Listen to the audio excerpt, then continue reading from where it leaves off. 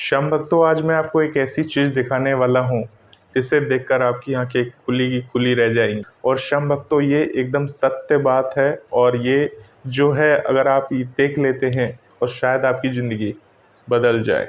तो पहले मैं आपको ये दिखाता हूँ कि ये क्या है और उसके ऊपर फिर मैं आपसे बात करता हूँ। तो श्याम भक्तों, आप देख रहे होंगे कि आपको चित्र में क्या दिखाई दे रहा है। चित्र में आप देख रहे होंगे, ये आपको समझ में नहीं आ रहा होगा। इसके बारे में मैं आपको समझाऊंगा कि आखिर ये चीज़ है क्या।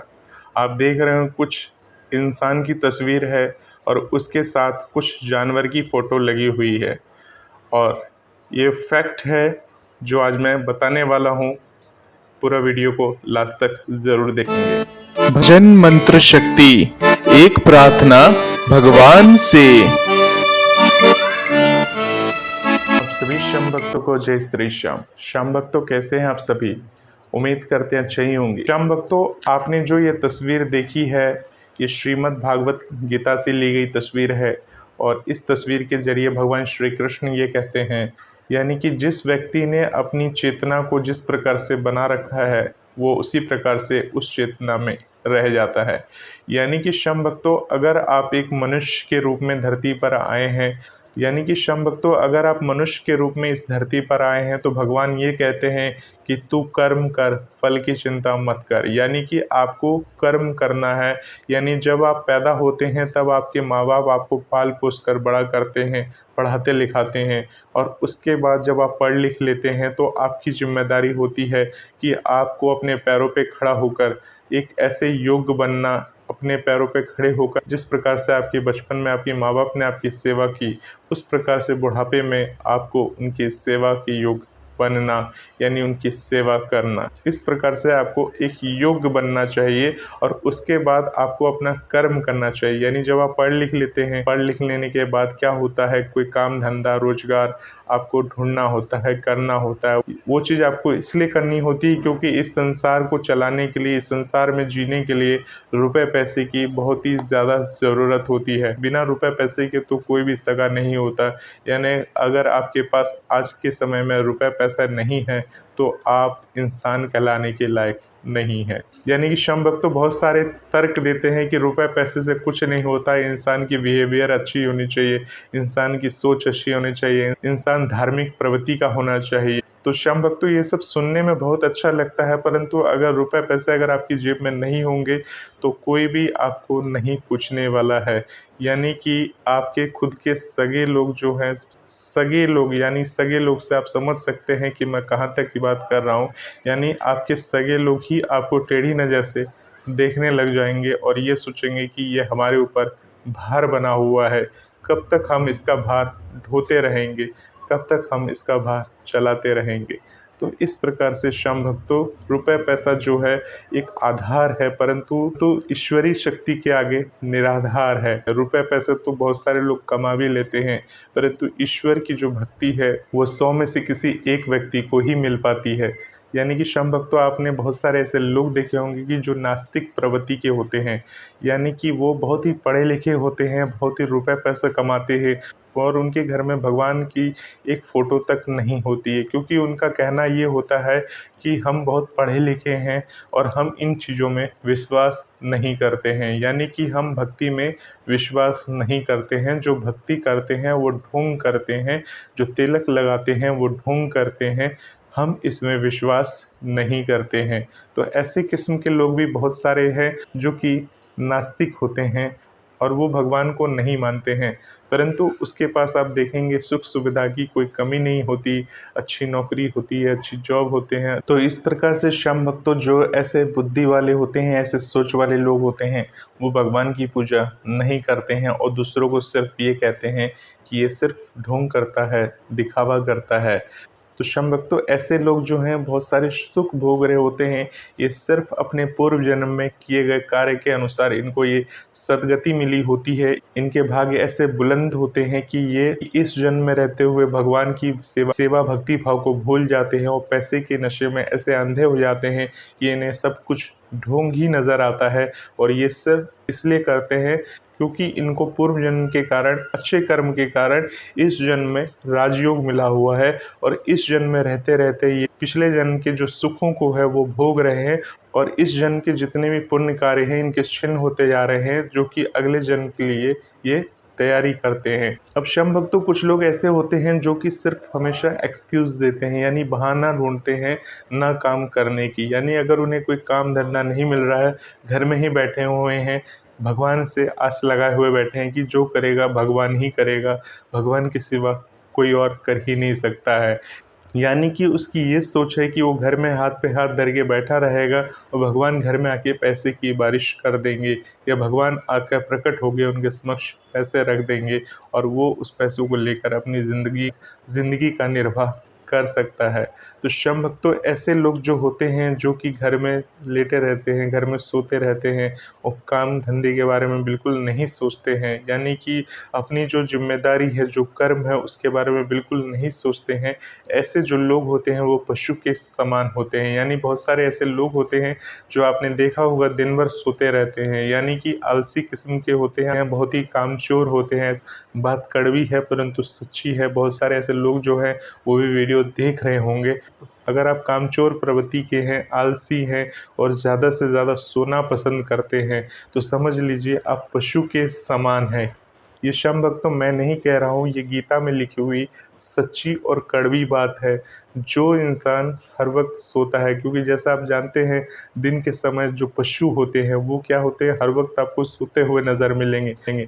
यानी आप देखेंगे सड़क वड़क पे जाएंगे तो दिन के समय आपको जितने भी जानवर, अधिकतर जैसे कि कुत्ते हो गए, बिल्ली हो गई, ये आपको सोते हुए अवस्था में मिलेंगे। इनका काम क्या है कुत्ते बिल्ली का? इनका सिर्फ काम है खाना ढूंढना और दूसरों के ऊपर भौंकना। यानी कि जब ये रास्ते से गुजरेंगे तो सामने वाले को देखकर भौंकेंगे, मालिक की वफादारी करेंगे और खाना खाएंगे, फिर सो जाएंगे। यही काम होता है एक पशु का। उसी प्रकार से अगर जो मनुष्य काम न करके अपनी प्रवृत्ति को इस प्रकार से बना के रखे हुए है, तो वो मनुष्य जो है एक पशु के समान ही होता है। तो शम भक्तों, इसलिए भगवान श्री कृष्ण कहते हैं कि अपने कर्म के प्रति लगनशील रहो, कार्य करते रहो, कर्म करते रहो। अगर तुम कर्म करोगे तो भगवान तुम्हें फल देंगे, परंतु अगर तुम कर्म ही नहीं करोगे तो सिर्फ ये सोचोगे कि आपको फल मिल जाए, या दूसरों के कर्मों को देखकर उनसे सिर्फ जलते रहोगे, सोचते रहोगे कि उसके पास इतना पैसा है, उसके पास ये है, उसके पास वो है, वो ये कर रहा है, वो ये कर रहा है, उसका बेटा ये बन गया, उसका बेटा वो बन गया,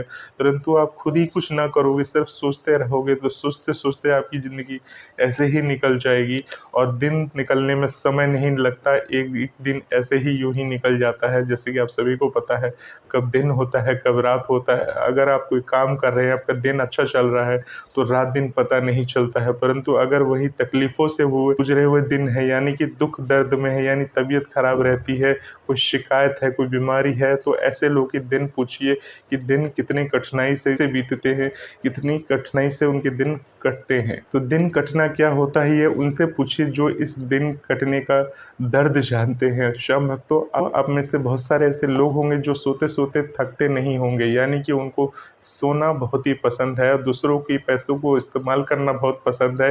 दूसरा कमा के ला रहा है, कितना कहाँ खर्च करना, क्या नहीं खर्च करना।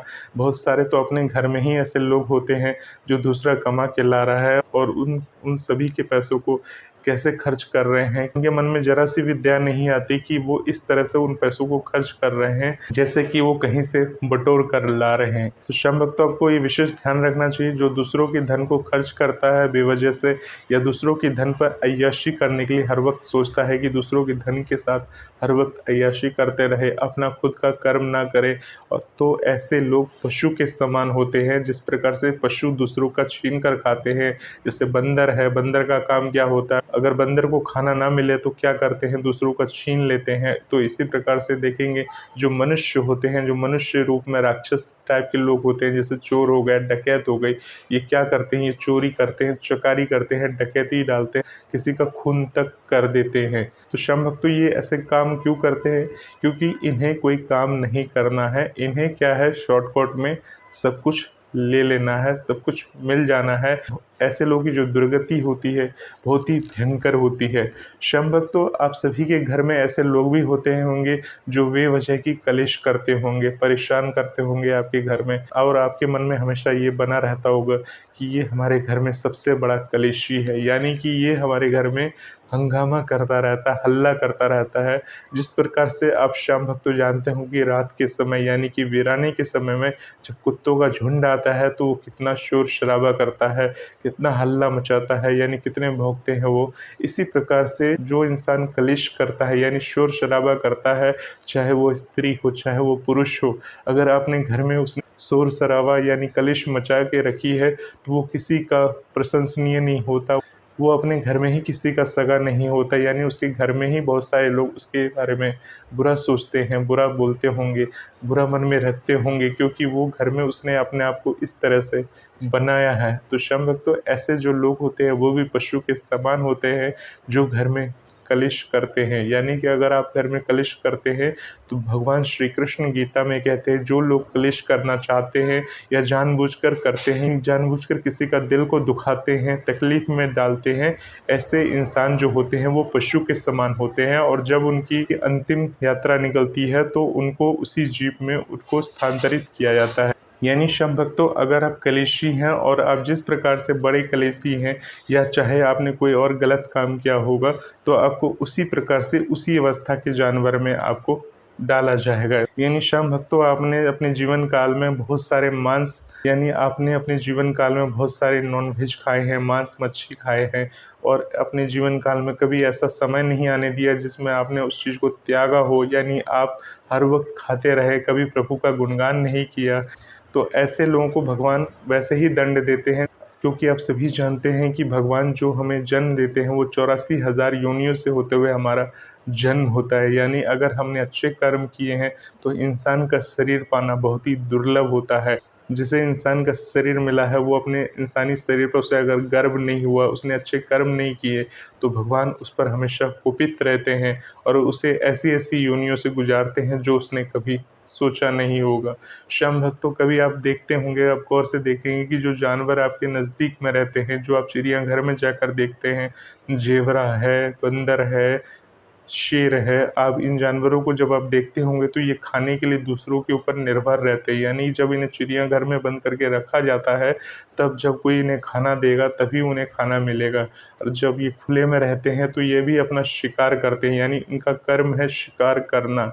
यानी जो लोग इस जन्म में अपना कभी कर्म किए ही नहीं, कभी कर्तव्य पालन किए ही नहीं, उन्हें जन्म मिलता है जानवरों का, और जब जानवरों का जन्म मिलता है तब उस जानवर की स्थिति में रहकर अपने पेट को पालने के लिए उसे उस कर्म को करना ही होता है। यानी कि इस जन्म में अगर आलस पाल रखा है तो उसे अगला जन्म शेर का मिलेगा, जब शेर को शिकार मिलेगा तभी तो उस भोजन को वो ग्रहण करेगा। और आप सभी जानते हैं कि जानवरों में भी युद्ध होता है, यानी कि कोई दूसरे झुंड का जानवर किसी दूसरे झुंड के इलाके में चला जाए तो उसमें भी युद्ध वगैरह होता है, तो उसी युद्ध में कई जानवर ऐसे घायल हो जाते हैं, ऐसे संग्राम में वो मृत्यु की प्राप्ति भी करते हैं। तो शम भक्त इस प्रकार से कई सारी योनियों से होते हुए गुजरते हुए तब जाकर कहीं जाकर इंसानी यानी शरीर मिलता है। तो इंसान का स्वरूप मिला है तो मेहनत करिए, भगवान का स्मरण करिए और भगवान का ध्यान करते रहिए, तो भगवान आपके जीवन में बदलाव ज़रूर करते हैं। पशु जैसा अपने हरकत त्याग दीजिए, पशु जिस प्रकार से करते हैं उस तरह की हरकत आपकी अपने जीवन में नहीं रहना चाहिए। और शम भक्त जो इस तरह की हरकत करते हैं, आप सिर्फ उन्हें बोल सकते हैं, समझा सकते हैं, परंतु सुधरना ना सुधरना वो उसके ऊपर है। आप सिर्फ किसी को सही रास्ता ही दिखा सकते हैं।